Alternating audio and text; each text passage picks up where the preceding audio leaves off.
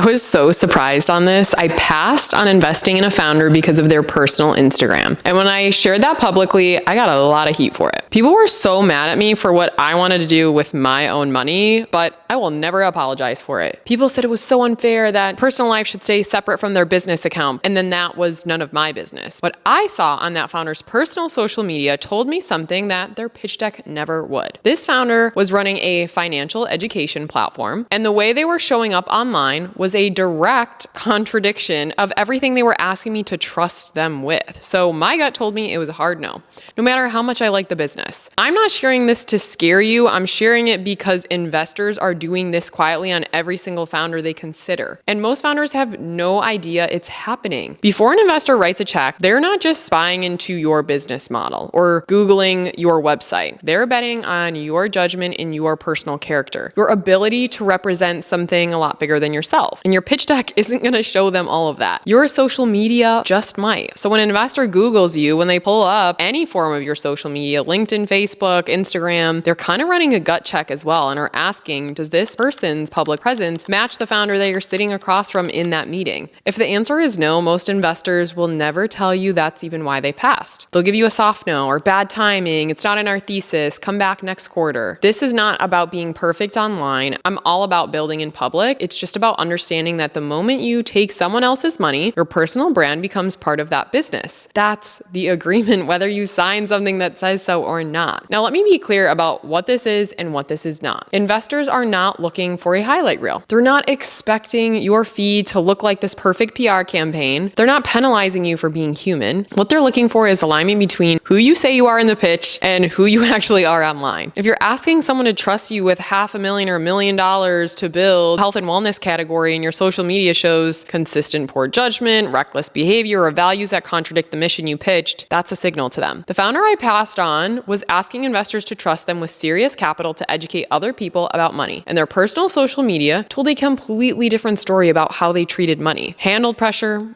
and showed up publicly. It was not one post either. It was a pattern of things that I felt were inappropriate. And patterns are exactly what investors are trained to read. The bar is not perfection. The bar is consistency. I don't regret passing on that founder at all. The pattern I saw online was the business was a risk I wasn't willing to take. If that feels harsh, then consider this. They were asking me to trust their judgment with my money. Their social media told me everything I needed to know about their judgment. Investors are making these calls every day without telling you. What you need is to be intentional about the story your public presence tells. And you can start with your own simple audit and Google yourself. Pull up every platform you're active on. Look at the last 90 days or older content honestly. And if an investor saw this and nothing else, what would they conclude about judgment, values, and ability to run a company? That question does most of the work. The second thing is understanding the line between personal and professional. When you are raising capital, you are allowed to have a personal life. You are allowed to share opinions. You are allowed to be a full human being online, but there is a difference between being authentic and being careless. Founders who are raising from outside investors are operating with a level of public accountability that even just solo bootstrappers aren't. And that's not a punishment. It's not just this pure warning. It's the reality of what you sign up for when you decide to take outside capital. It's not just about you anymore.